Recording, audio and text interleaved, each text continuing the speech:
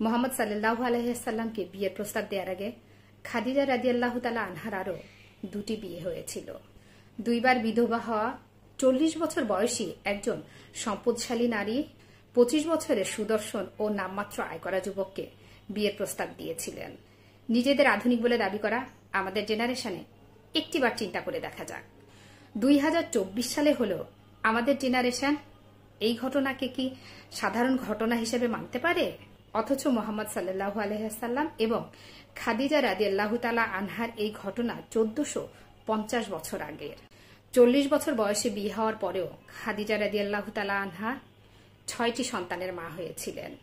অন্যদিকে মোহাম্মদ সাল্লাল্লাহু আলাইহি ওয়াসাল্লামের কনিষ্ঠ স্ত্রী আয়েশা রাদিয়াল্লাহু তাআলা আনহার সাথে অল্প বয়সে বিয়ে হওয়া সত্ত্বেও আয়েশা রাদিয়াল্লাহু তাআলা আনহার কোনো সন্তান ছিল না। রাসূল সাল্লাল্লাহু আলাইহি ওয়াসাল্লামের দুজন কন্যার ডিভোর্স হয়েছিল। চিন্তা করেন, রাসূল সাল্লাল্লাহু আলাইহি ওয়াসাল্লামের নিজ হাতে লালন পালন করা মেয়ে ছিলেন তারা, কতটা সম্মানিত ছিলেন সমাজে। এরপরও ডিভোর্স হয়েছে এবং এটি অন্য সব হালাল কাজের মতেই সাধারণ একটি ঘটনা। অথচ নিজেদের আধুনিক বলে দাবি করা আমরা 2024 সালে এসেও একটা মেয়ের ডিভোর্স হওয়াটা স্বাভাবিকভাবে দেখতে পাচ্ছি না।